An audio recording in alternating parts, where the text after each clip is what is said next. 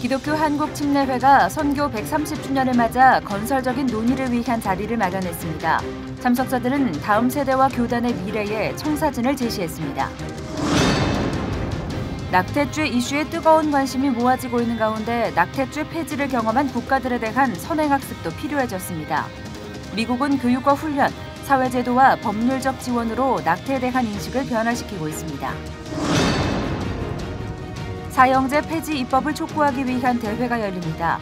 오는 25일에 열리는 이번 대회는 사회 각 분야 인사들이 참여해 사형제 폐지의 필요성을 알리게 됩니다. 여러분 안녕하십니까? 시채널 백어진 굿데이 첫 소식입니다. 네, 패닉 선교 130주년을 맞아 기독교 한국 침례회 교단의 미래 설계를 위한 좌담회가 개최됐습니다. 해외와 국내 선교의 방향성 전환과 다음 세대 선교 양육에 대해 총회 차원의 적극적인 지원이 필요하다는 의견이 제기됐습니다. 조홍현 기자가 보도합니다. 해외 파송 선교사 가운데 5, 60대 선교사의 비중이 절반을 넘어서고 있습니다. 이제 선교 분야도 고령화를 앞둔 상황입니다. 기독교 한국 침례회는 교단 미래 설계를 위한 자담회를 통해 선교의 방향성을 수정할 필요가 있다는 의견을 모았습니다. 이제는 해외 선교뿐 아니라 국내 이주민을 더욱 돌아보자는 것. 총회는 국내 이주민 선교 사역이야말로 하나님이 주신 기회라는 것에 뜻을 같이 했습니다. 진유한 기침총회 해외 선교부장은 국내에 체류하는 외국인 노동자 등 이주민들이 220만 이상을 넘고 있어 총회의 선교 방향성 전환이 필요하다고 밝혔습니다. 나아가 국내 이주 디아스포라 사역에 있어서 해외 선교부와 국내 선교부 간의 뚜렷한 역할 분담과 함께 적극적 협력이 필요하다는 것도 덧붙였습니다. 이 좋은 자원들을 활용해가지고 그분들이 이제 한국에 체류하고 있는 이 220만 명의 외국인들, 또 물론 외국에서 마찬가지겠지만 그래서 이제는 받아들이는 우리나라는 지금 산업 구조가 외국인을 받아들이지 않으면 살 수가 없는 나라가 됐어요. 그래서 이런 것은 우리가 총회가 이게 계속해서 관심을 가지시고 양극화된 한국교회의 현실이 교회의 미래를 어둡게 만들고 있다는 우려도 있습니다. 미래학자들이 지속적으로 교회 양극화에 대한 염려를 책으로 내고 있지만 침례교단은 미래를 정말 준비하고 있느냐는 문제가 제기됐습니다. 한국의 교회 개척은 건물을 얻어놓고 땅을 사고 건축하는 것에만 집중되는 양상이 보여 외적 성장에 비해 내적인 성장이 부실하다는 지적입니다. 신학교 1학년부터 개척 목회자를 양성해 개척을 위한 사명이 먼저 준비되어야 한다는 의견과 함께 다음 세대 목회자들을 위한 총회 차원의 운영 시스템을 가꿔야 한다는 점이 강조됐습니다. 그래도 우리도 그런 건강한 교단 또 이 미자립교회 활성화를 위해서 또 개척교회를 위해서는 우리도 어떤 총회 차원에서 그런 시스템으로 가야 된다고 하는 것을 제가 말씀을 드립니다. 교회 성장이 둔화되고 반기독교 세력이 더욱 힘을 얻고 있는 시대, 좌담회에 참석한 목회자들은 교회가 상황의 열악함과 시대의 어려움만을 탓할 수는 없다는 것에 뜻을 모으고 교회가 교단 참여를 통해 함께 힘을 모으는 것에 의견을 같이 했습니다. 시채널 뉴스 조홍현입니다. 행정안전부에 의하면 지난 4일 발생한 고성 속초 산불로 여의도 면적의 1.8배에 달하는 530만 제곱미터 산림과 400채가 넘는 주택, 각종 시설물 1,100여 곳이 큰 피해를 입었습니다. 교계에서도 화재를 당한 교회와 피해 주민들을 위로하고 돕는 손길이 이어지고 있습니다. 변현준 기자가 전합니다. 미자립교회 등 어려운 교회들과 동역하고 있는 서울 명성교회 빛과 소금 선교팀이 속초 농아인교회 피해 현장을 찾았습니다. 김사만 원로 목사를 비롯한 선교팀은 예배당과 목회자 사택, 교회 사무실 등이 전소된 속초 농아인교회 현장을 방문하고 관계자들을 위로했습니다. 선교팀은 이날 야외 천막에서 드려진 속초 농아인교회 주일 예배에 함께했습니다. 예배당이 전소돼 야외 천막에서 주일 예배를 드린 참석자들은 화재의 아픔을 함께 나누면서 하나님이 주시는 또 다른 비전을 품고 위로의 시간을 가졌습니다. 정말 우리가 기도밖에 없어요. 불 나기 전에도 기도해야 되고 불 난 다음에도 기도해야 되고 범사에 교회가 기도하고 이것이 우리가 사는 길이고 이 속초를 잘 수습하는 길이고 저희들의 역할이 또 있으면 남은 역할을 또 감당하고자 합니다.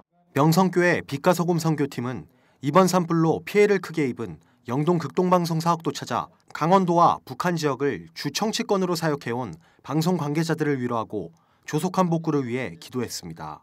아마 상실감과 그리고 황망함을 우리 이재민들이 겪으셨을 것 같아요. 우리나라 국민들이 있습니다.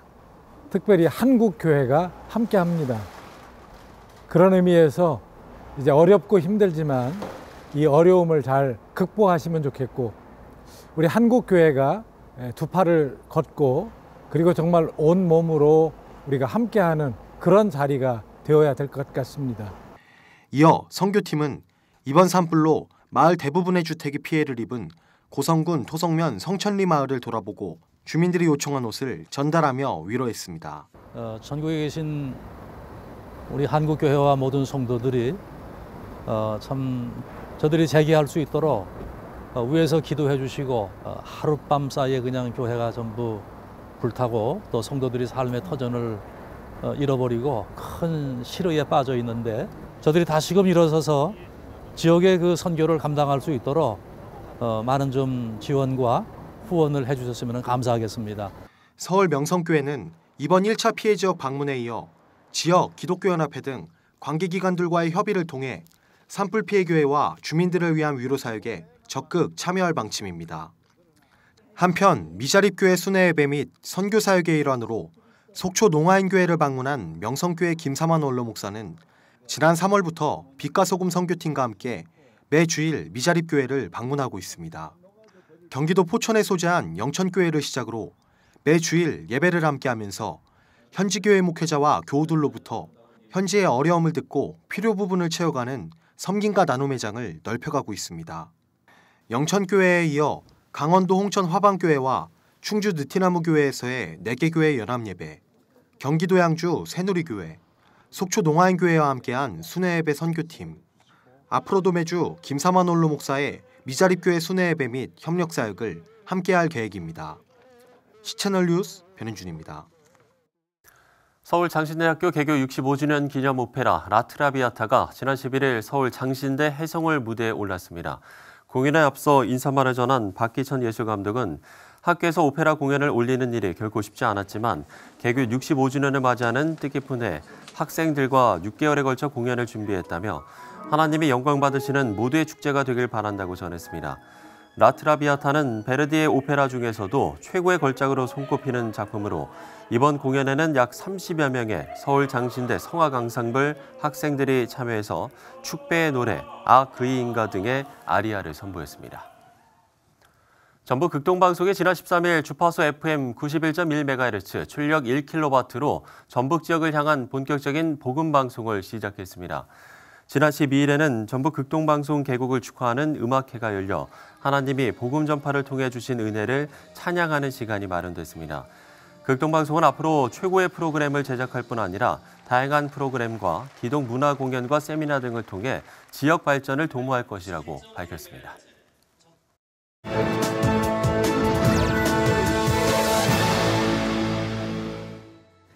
지난주는 낙태죄 위헌 소송 관련 문제가 사회적으로 큰 이슈였습니다. 미국에서도 이 문제를 상세하게 보도했다고 하는데요. 네, 미국 현지 주성철 목사 전화 연결해서 자세히 알아보도록 하겠습니다. 자, 목사님, 미국에서도 한국의 상황을 주목해서 봤다고 하는데 어땠습니까? 예, 매우 슬픈 소식이라고 생각을 합니다. 뉴욕타임스지와 워싱턴 포스트지와 같은 미 주류 신문사에서 이번 판결에 대해서 긍정적 반응을 보였다고 봅니다. 물론 이런 주류 미디어는 진보적인 신문사이기 때문에 낙태에 대해서 같은 생각을 가지고 있는 여성 권익 단체와 생각을 같이 하고 있습니다. 워싱턴 포스트지에서는 2018년도 15세부터 44세까지의 2,006명의 여성들을 중심으로 조사한 결과 97%가 불법으로 낙태를 실시했다고 보도했습니다. 그리고 아울러서 낙태를 반대하는 그룹들이 태아의 사진에 그린 포스터를 들고 낙태 반대 시위하는 것을 보도하며 낙태는 인간의 존엄을 반대하는 일이라고 낙태 반대 입장을 언급했습니다. 한편 문재인 행정부에서는 한국 사람들에게 적게 일하고 아이를 많이 낳으라고 발표한 것이 지금 현재 상황과 일치되지 않은 것을 이야기하며 한국 정부와 법원 판결의 불일치를 비판했습니다. 네, 목사님, 미국은 이미 낙태죄 폐지 국가지만 각 주마다 더욱 강력한 법을 만들려는 노력을 많이 하고 있다고 들었습니다. 미국에서 낙태에 대한 인식은 어떻습니까? 낙태에 관한 이슈는 어제 오늘의 이슈가 아닙니다. 지금 미국에서 문제가 되고 있는 것은 연방정부에서 낙태 시술에 있어서 보조금을 지불하느냐 안 하느냐에 달려 있는데 이미 트럼프 행정부에서는 성소수자들과 아울러 낙태 지원금까지 삭감하려고 하고 있습니다. 미국은 각 주마다 낙태법이 별도로 있습니다. 트럼프는 선거 공약을 하면서 당시 공석이었던 대법원 판사도 낙태를 반대하는 판사로 지명했다고 했고 지금 현재 낙태 반대 주장하는 판사가 캐버너 판사와 또 고소치 판사가 지명되어 있습니다. 물론 트럼프 행정부가 또 트럼프 대통령 자신이 낙태하는 여성이나 의사를 처벌하겠다는 말을 해서 문제가 있었던 것은 사실이나 그것은 앞으로 두고 봐야 할 것이고 로 vs 웨이드가 바뀌게 되면 연방정부법으로 되는 것이 아니라 각 주법에서 다룰 것이기 때문에 지금 현재 단정하기는 매우 힘들다는 것입니다. 낙태에 대한 의식이 변하는 이유는 여러 가지가 있겠습니다만 첫 번째로는 낙태를 한 여성들의 정신적, 육체적 건강 상태가 별로 좋지 못한 결과를 가져온 이유이고 신앙적인 이유에서는 많은 사람들이 인식이 바꿔지고 있습니다. 두 번째로는 실제로 낙태를 주장하는 페미니즘들이 낙태 시술을 참관하면서 그들의 인식이 서서히 바뀌고 있고 우리가 알다시피 낙태 반대에 대한 영화와 미디어 자료들이 미국민들의 인식을 바꾸었다고 할 수가 있겠습니다. 네, 우리 안에서도 인식이 변화돼야 한다는 이야기는 정말 많이 하는데 그에 못지않게 사회적 인식과 환경 마련에 대한 문제도 분명히 있는 것 같습니다. 미국에서는 이런 부분에 대한 교육이나 제도적 지원 같은 것도 고려되고 있습니까? 어떻습니까? 먼저 생명의 근원은 하나님이십니다. 하나님께서 생명을 허락하셨습니다. 물론 이 문제를 흑백 논리로 풀어나가기는 쉽지 않지만 믿는 사람들로서 낙태를 한다는 것은 잘못된 생각입니다. 조금 전에도 언급했지만 미국 국민들이 태아에 대한 생각과 인식이 바뀌어지고 있습니다. 물론 아직도 페미니스트 그룹인 프로초이스에서는 강력하게 낙태를 고수하고 있지만 미국에서는 이와 반대로 프로라이프 단체도 활발하게 움직이고 있습니다. 그래서 몇 가지 상황을 말씀을 드리자면 미혼녀나 학생들도 역시 원치 않은 임신을 했을 때 낙태하지 않고 아이를 낳는 경우가 늘고 있습니다. 여학생들 경우에 임신한 아이들만 모여 별도로 공부시켜서 적어도 고등학교를 졸업시키는 제도도 마련되어 있습니다. 또한 남학생이든 여학생이든 특별히 고안해낸 어린아이 인형을 학교에 어느 기간 동안 가지고 다니면서 아이를 키우는 것이 얼마나 힘든지를 교육시키는 프로그램도 있습니다. 이 인형은 특수하게 만들어져서 이따 없이 울기도 하고 떼를 쓰고 또 배설물도 나오게 하여 기저귀를 갈도록 하게 만들었습니다. 그래서 우리 믿는 사람은 물론이고 믿지 않는 사람들에게까지 생명의 존엄성에 대한 교육이 필요합니다. 그리고 원치 않은 임신을 했을 때에 그에게 손가락질하는 것보다는 격려하여 아이를 건강하게 출산할 수 있도록 해야 합니다. 네, 말씀해 주신 것처럼 가장 먼저 사회적 편견이 없어질 수 있도록 또 어떠한 상황이든 생명이 탄생되는 것이 축복으로 받아들여져야겠습니다. 또 그보다 먼저는 생명에 대한 책임감 또한 신앙 안에서 잘 교육돼야겠습니다. 네, 미국의 주성철 목사와 이야기 나눠봤습니다. 자, 다음 소식입니다. 물살이 센 강물을 건널 때 무거운 짐이 도움이 되는 것처럼 급변하는 사회 속에서 시류에 휩쓸리지 않을 무게중심이 필요한데요. 전통적 기독교가 위협받고 있는 국가 조지아에서는 성경 속에서 그 답을 찾고자 노력하는 사람들이 세상의 흐름을 막아서고 있습니다. 조지아에서 전해온 소식입니다. The tiny nation of Georgia lies between Russia and Turkey. While the majority here favor closer ties, we are not saying we are against West. I always say I'm a big enthusiast of selective westernization of Georgia. Many like Lovan Vazadze insist The opening must not happen at the expense of Georgia's faith and family values. We'll take all the productive, progressive things from you, but we'll throw in garbage all the nonsense. And unfortunately, in this particular case, this means your current pseudo-moral standards need to stay outside of Georgia. Vasadze is a prominent Georgian businessman and pro-family advocate. The pseudo-moral standards he refers to are efforts by the US and EU to force Georgia into accepting homosexual practices and same-sex marriage as societal norms. If you think indecent, radically sexual behavior is what you want to do, that's your choice. But if I think that this is an embarrassing sin, I want to remain a society which is allowed to say that. Much to his dismay, the Georgian parliament, under pressure from the European Union and with help from international pro-gay groups, passed a controversial law in 2014 making it illegal to discriminate against people on the basis of their sexual orientation. Vasadze says the decision amounted to the legalization of homosexuality in Georgia. You say this law is part of an international agenda. What is that agenda? To destroy a family. I believe the front line of this war is in every living room and in every bedroom where your wife and my wife, our children sleep. The front line is now spreading to Georgian classrooms, with children as young as 8 being taught gender theory. To somehow alter and change. Tinatin Khorbaladze is director of a pro-family organization. She says the aim is simple yet alarming. To change the thinking of the children, to be open and to accept the things that still my generation and elder generation consider to be not really acceptable.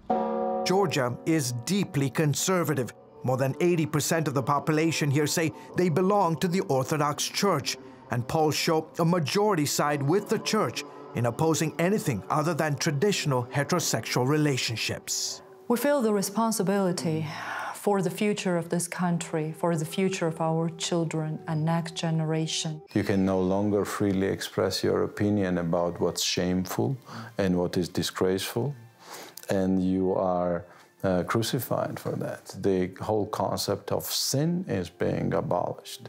Where is it?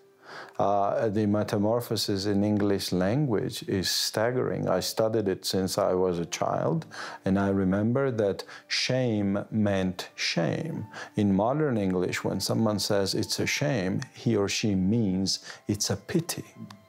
So we see a gutting of the concept of shame. Vasadze is praying Georgia never reaches that point. He's urging his fellow countrymen to be bold in proclaiming the truth in love. Is it your opinion that the church in Georgia, Christians in Georgia like yourself, are in the end going to determine the future of your country? What else? Of course. That's it. Nothing else.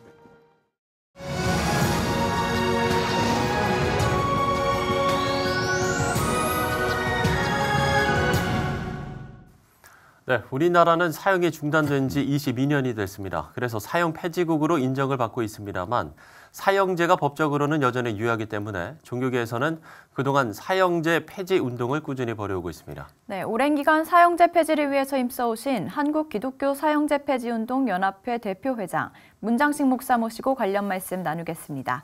목사님 안녕하십니까? 네. 자, 오는 4월 25일에 사형제 폐지 입법 촉구를 위한 대회가 열린다고 들었습니다. 일단 어떤 자리인지 소개를 해주시죠. 헌법 소원을 했기 때문에 이번에야말로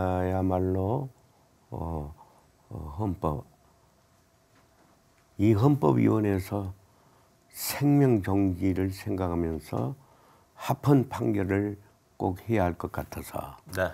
또 이번에 우리가 모인 것은 사형 폐지 운동 협의회 29주년이 됩니다.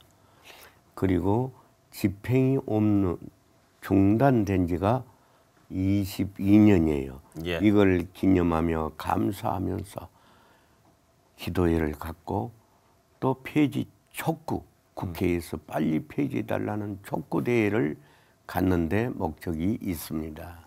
네, 목사님께서 그동안 사형제 폐지 운동을 굉장히 오랫동안 해오셨는데요. 이 일을 어떻게 처음 시작하게 되셨는지도 좀 궁금합니다. 예, 제가 83년 3월경에 서울구치소 종교위원으로 이촉되어서 네. 재소자들과 함께하고 또 사형수를 만나고 상담하며 복음을 전하다 사형 집행 1년에 한 2번씩 합니다. 보통. 그 잔인함, 도살장 같은 끌려 사람들을 볼 때에 복음을 이미 받고 5, 6년 잘 예수 믿고 전도하는 사람 끌어내는 보는 걸 보고 끌어내는 걸 보고 아니다 하는 것을 깨닫게 되었습니다. 예, 이렇게 사형제 폐지 운동의 시작 계기까지 말씀을 해주셨는데 사실 우리가 기독교인으로서 사형제에 대한 바른 이해도 좀 필요한 것 같습니다. 기독교인들로 사형제도에 대한 관점 말입니까? 예, 사형제도라는 것을 우리가 어떻게 바라봐야 할까요? 첫째, 예수를 믿으면 지금 구약 시대가 아니라 완성한 시대, 복음 시대에 예수님은 마지막 십자가로 가시면서 죄인을 대신해서 희생하시면서 하신 말씀, 사랑하라, 70번씩 7번도 용서하라 하는 그 사랑을 부르짖으면서 죽으시고 부활하셨지 않습니까? 네. 예. 이것이 복음 아닙니까? 네. 사형제도야말로 복음하고는 뭡니다. 복수, 보복에 가까운 것으로 우리 기독교의 그 기본 근본 정신과는 배치된다고 확신했기 때문에 이 복음 때문에 이렇게 사형 폐지 운동을 저희들은 한 겁니다. 네, 목사님 성경에서도 살인과 관련된 장면들이 좀 나오지 않습니까? 네네. 사실 그중 대부분이 생명의 존엄성을 강조하고 있는 것 같은데요. 구약 시대와 신약 시대에서 좀 살인의 의미가 달랐던 것 같은데 어떻게 보시나요? 구약 시대를 보면 보복이라고만 생각하지 말고 죽인 놈 죽이라는 게 아니라 절제하는 이 하나를 뺐으면 하나만 빼라. 네. 보복심은 다 빼야 돼요. 파사버려야 돼. 쉽게 요즘 말로 말하면. 그러나 그 자체가 또 율법이 있어서 죽일 사람 죽이는 것처럼 돼 있지만은 그 기본은 사랑이야. 그래서 죄인 하나가 회개하면 이렇게 하나님이 기쁠 일이 없다고 성경은 말하고 있습니다. 네. 그리고 앞으로 메시아를 예언하고 있습니다. 그 메시아는 완성입니다. 모든 것을 초기하고 마지막이 좋아하는데 마지막이 다르지 않아요. 구약 시대는 예비 것이라고 인생 길이 예비의 길이라고 한다면 신약 시대 예수님이 오시고 나서는 완성 시대, 성령 시대, 천국을 가까이 하고 살아야 할 그런 시대에 예수님이 그래서 믿음, 소망, 사랑 가운 제일이 사랑이라 믿습니까? 이 사랑이 복음이에요. 그래서 저는 당연한 줄 알았지만은 사형장에 가서 보니까 이게 아니다. 복음이 아니다. 사형제도는. 기독교가 앞장서서 생명운동, 사랑운동은 바로 사형 폐지 운동이다. 이렇게 생각하고 지금까지 확신을 가지고 이 나이 되도록 하고 있습니다. 네. 그럼에도 불구하고 사형제 존치를 또 주장하는 쪽도 굉장히 많이 있습니다. 사실 이렇게 보는 사람들에 대해서는 어떻게 생각하시나요? 그 심정 이해하죠. 저도 사람을 죽인 사람 보면 확 끌어올라요. 저럴 수가 있냐. 네. 그건 뭐 어떻게 할 수도. 그러나 오판이 얼마나 많은 줄 뭐 억울하게 죽인 사람도 생각해야 합니다. 누가 책임집니까? 판사가 책임집니까? 대통령이 책임집니까? 이게 그런 제도가 없습니다. 그렇기 때문에 같습니다. 억울하게 죽은 사람 사건, 오판의 문제나 정말로 살인당한 유가족 모든 그 슬픔을 생각하면 말할 수가 없어요. 그렇기 때문에 용서가 무기나 정신용으로도 용서할 수 있지 않냐 이게. 네. 그래서 이거는 복음이 땡이 확실히 믿습니다. 자세히는 말할 수 없어도 사형장에 들어오는 5, 6년 예수를 믿고 그렇게 복음을 전하던 사람 끌어내서 사랑하던 사람 내 앞에서 집례, 내가 그 집례를 하니까요. 네. 그 사형장 도살장. 그리고 모두가 그걸 안 보려고.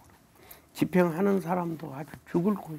네. 한 사람을 죽이기에 수십 명이 메어 달립니다. 집행하고 나서는 집에를 못 갑니다. 가정에 우환이 따를까 봐. 검사도 안 간다고 술 먹고 밤새 집행하는 사람들이 술 먹고 해요. 이러한 제도입니다. 사형은 다 무조건 뭐 출소시키자는 게 아닙니다. 형벌은 살려놓고 형벌이지 죽인 거는 또 하나의 살인이요. 네. 또 하나의 죄를 짓는 결과가 하나님의 재앙으로 임할까 걱정입니다. 네. 이 모든 자연왕 모든 걸 보면서 회개하는 마음뿐입니다. 회개해야 합니다. 생명을 그렇게 경시하는 사회가 됐습니다. 예. 네. 목사님, 다음 주에 있을 사형제 폐지 입법 촉구 대회에서 이제 네. 앞서 말씀해주신 내용들이 좀 이제 세밀하게 전달이 될 텐데요. 네. 이제 우리나라가 사형제 폐지 국가가 되기 위해서는 어떤 준비가 필요할지 얘기 나누면서 마무리하도록 하겠습니다. 저는 그래서 이 생명 사랑, 생명 존귀 운동을 예. 어렸을 때부터 부모로부터 많이 받은 부모 가정 교육도 중요하지만 부모가 이웃을 사랑하는 모습을 배우면 되는 거예요. 네. 그다음 우리 교회도 말로 사랑이지. 그래서 주일학교 공과에도 사랑이 무엇인가, 사랑이 얼마나 중요한가를 네. 가르쳐야 되겠다. 그리고 이 생명은 내 것이 아니다. 하나님의 형상으로 지어진 이 하나님의 것이다. 내 마음대로 자살하 되겠습니까? 내 마음대로 남을 죽여도 되겠습니까? 이거는 하나님을 먼저 생각해야 합니다. 네. 그래서 예수님은 자기가 대신 죽으시고 죄인을 죽이지 못하도록 사람 말하면 사형을 안 된다 하는 뜻으로 대신 자기가 희생하시고 믿음, 소망, 사랑 가운데 사랑 제일이고 70번씩 7번씩 용서하라. 이거의 복음 아닙니까? 어떻게 목사들이 통계 보니까 목사님들은 한 70%가 사형은 폐지한다 하는데 우리 기독교만 한쪽은 죽여라, 사형제도 해라 하고 국회에다 건의하고 목사들이 한쪽은 안 된다 하고 두 쪽은 하세요. 그래서 불교, 천주교는 다 일치 하나인데 우리 기독교만 두 쪽 아닙니다. 그 천국 가야 하는데 나는 이단보다도 사람 죽인 놈 죽여라 하고 나서는 이 무리들이 더 걱정이. 예. 내 양심이요. 살려야 합니다. 용서해야 합니다. 네. 그래야 우리가 후대까지 복을 받는 줄 믿습니다. 네. 예.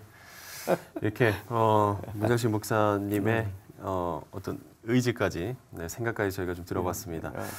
한국기독교 사형제 폐지 운동연합회 대표 회장이신 문정식 목사와 이야기 나눠봤습니다. 오늘 말씀 고맙습니다. 맞습니다.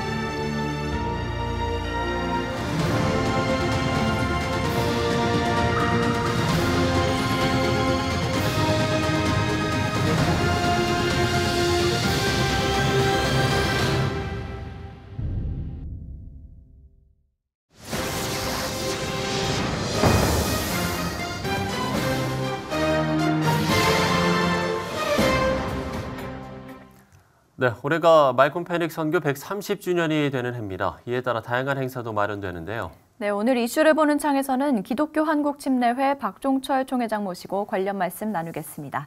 총회장님 안녕하십니까? 안녕하세요. 네.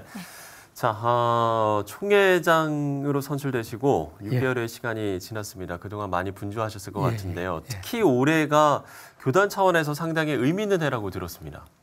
예, 그렇죠.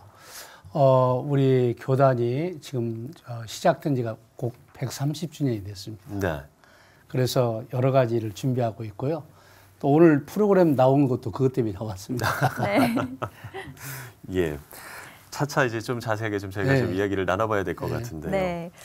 이제 패닉 선교 130주년 기념 대회를 또 맞이해서 패닉 선교사는 어떤 인물이었는지 좀 궁금해지는데요. 사실 이 패닉이라는 선교사님은 우리 침례기 시작입니다. 침례기 시작이었고요. 이분이 그 1889년 12월 11일 날 한국에 오셨습니다. 26세로 이 땅에 오셔가지고 46년간 이렇게 사역을 하셨습니다. 그래서 이분이 주로 함경북도 원산 근거지로 선교 사역을 시작했고요. 실제로 이분이 오셔서 이 땅에 와서 주신 역할들에 대해서는 제가 볼 때는 대단한 거였습니다. 첫째는 독립선교사로 오셔가지고 이분이 사역하면서 한 250교회 교회 정도를 개척했습니다. 저는 목회하면서 교회 한 개 해가지고도 힘들어 죽겠는데 250교회를 개척을 하고 또 그분을 통해서 뜨거운 선교 열정을 우리 교단과 한국에 이렇게 불어넣지 않나 생각합니다. 왜냐하면 이분은 우리 한국에 있는 250의 교회 정도를 개척한 걸로 끝나는 게 아니라 지금 선교사님들 하는 거하고 형태하고는 좀 다릅니다. 그 선교사님들을 그때도 시베리아나 만주 이쪽으로 선교사님을 보내면서 실제적으로 선교를 그때부터 시작하셨어요. 그래서 선교에 지대한 그런 그 지역에도 됐고요. 다만 우리나라가 이렇게 이제 남북한 갈라진 바람에 그런 흔적들이 많이 사라져서 좀 문제가 됩니다. 그런데 이분이 오셔가지고 이제 사역을 이제 크게 한 4가지로 이렇게 하셨는데 첫째는 이분이 이 땅에 오셔가지고 교회도 세우면서 성경을 번역하고 또 찬송가도 만들고 간행문도 만들고 이런 문서 선교를 실제로 하셨고요. 두 번째로는 이제 성경 학원을 설립해가지고 목회자들을 길러낸 거죠. 이때 우리 같이 한 분이 이제 신명근 목사님이라고 이런 분들하고 같이 하면서 이제 우리로 말하면 신학교를 시작하셨고요. 세 번째는 이제 언해농업을 통해서 사람들에게 어떻게 보면 그 어려운 그 사람들 이런 분들을 가서 그들 교육도 하고 실제적으로 이렇게 하셨고요. 그 다음에 네 번째는 이제 일본 사람들에 대해서 어떻게 보면 독립운동을 할 수 있는 그런 정신을 많이 부어넣었고 실제로 했습니다. 그래서 우리가 알지만 이분 밑에서 영향을 받았던 분이 이제 전치규 목사님이 있는데 이분이 일본 사람들의 고문받다가 돌아가셨습니다. 그리고 우리 교단적으로 그때 중추적 인물들이 32명이 감옥에서 순환을 당했고 또 우리 강경침례교라고 논산에 있는데 거기 옥녀봉에 교회가 있는데 거기도 실제로 뺏겼고 또 더 나가서 1944년 5월 10일 날인가요? 일본 그 함흥재판소에서 교단을 폐쇄 명령을 내려서 교단이 문을 닫았습니다. 그리고 여러분 우리 죽으면 죽으리라 안희숙 그 여사님 사모님 이분 같은 경우도 중의원 가서 실제적으로 그들에게 뭐랄까요 그 이런 신사참변 이런 거 하면 안 된다 이런 한 거에 대해서 그분이 실제적으로 사형선고까지 받았다가 1946년도에 우리가 45년도에 해방됐지 않습니까? 46년도에 이렇게 나오시게 됐고요. 그래서 그 이분 중에 하나 이제 특성들이 어떤 분들은 이런 것을 오해를 하는데요. 사실은 이분이 학교를 못 가게 했습니다. 애들. 왜 학교를 보내지 마라. 그때 가면 학교 가면 일본말로 교육할 뿐 아니라 일본적 그 한국민 식민화 그 운동을 그들이 했지 않습니까? 자꾸 그런 운동을 하고 또 동방묘에 여러분 잘 알지만 신사참배죠. 또 우리 국가기양 우리나라 놀 때 뭐 대한 독립 만세 뭐 하면서 태극기 앞에 막 이런 하잖아요. 그런 것을 하면서 자꾸 하기 때문에 이분은 그렇게 못 가게 한 겁니다. 이게 오늘날 실제적으로 우리가 재평가가 안 돼서 그렇죠. 상당히 이렇게 구체적으로 해왔고요. 또 이분의 사역 중에 하나는 우리로 말하면 도시화된 데가 아니라 어렵고 소외되고 힘들고 낙후된 지역을 두루 사역을 많이 했어요. 네. 그래서 우리 후배 목사들은 그때 하실 때 좀 소스도 좀 몇 군데 좀 어시고 이렇게 하는데 네. 전부 이렇게 우리로 말하면 변방, 변두리, 어려운 지역에 이분이 이렇게 사역을 하셨습니다. 네. 네, 이번 대회로 좀 페닉 선교사님의 삶이 더 알려졌으면 하는데요. 또 앞서 보도에서도 행사 관련 좌담회를 저희가 소식을 전해드렸어요. 예. 이달 말에 굉장히 큰 행사를 준비하고 계신데 준비는 잘 되고 계신가요? 네. 우리가 이번 제목이 뭐냐면 페닉 선교 130주년 기념 및 세계 한인 침례인 대회 그렇게 됩니다. 그렇게 한 이유가 뭐냐면 그전에는 우리가 교단이 성장대회라고 이렇게 했습니다.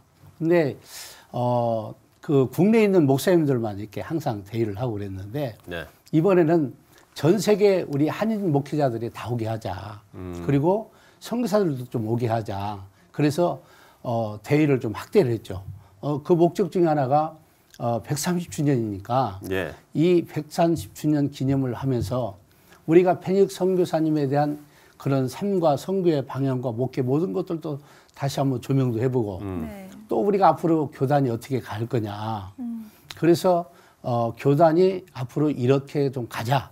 그래서 나름대로 앞으로 우리가 선교는 어떻게 할 것인지 또 우리 교단이 향후 뭐 10년이 될지 20년이 될지 모르지만 어떤 방향으로 가야 할 것이냐. 그래서 우리가 진지하게 토론회도 하고 그다음에 이제 4월 22일 날 대전에 있는 우리 침례신학대학교에서 학술대회를 합니다. 네. 그래서 여러 가지를 조명하면서 우리가 앞으로 이런 방향으로 가자. 그런 논의를 하고 이제 4월 30일부터 5월 3일까지 이제 홍천에서 비발디에서 거기에서 모여서 이제 우리 선교사님들 그다음에 또 외국에서 목회하는 한인 목사님들 또 그다음에 우리 국내에 있는 모든 교회들이 좀 모여가지고 거기에서 또 우리가 앞으로 방향을 어떻게 할 거냐 모든 강의 초점이 그겁니다.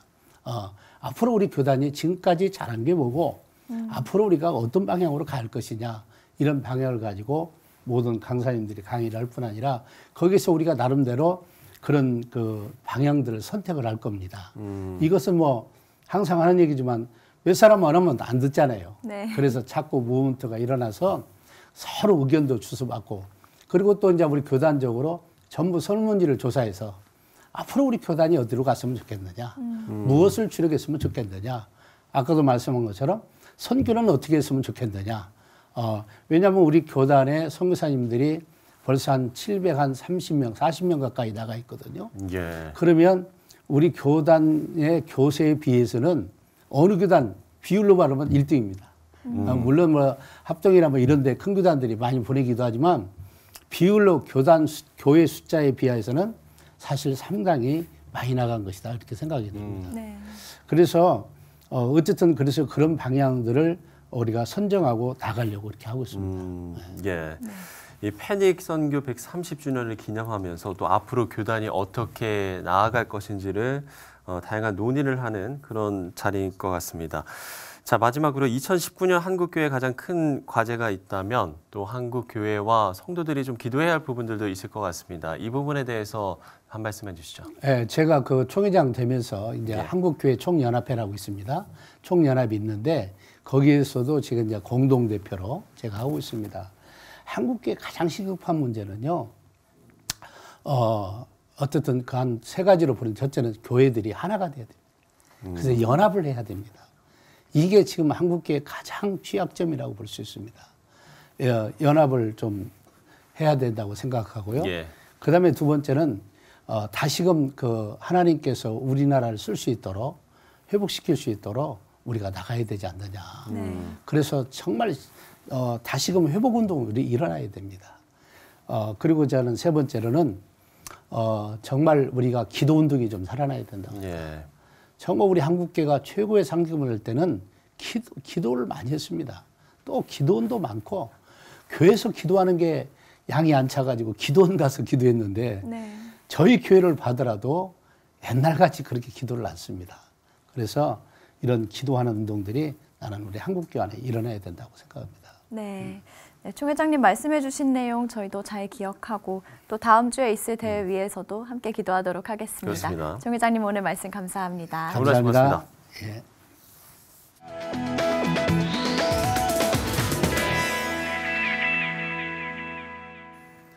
한국인 최초로 퓰리처상 수상자가 나왔습니다. 로이터 통신의 김경훈 사진 기자가 찍은 온두라스를 탈출하는 난민 모녀의 사진이 올해 수상작이 됐는데요. 네, 사진이 갖는 힘, 그리고 그것이 전하는 메시지는 굉장히 큰데요.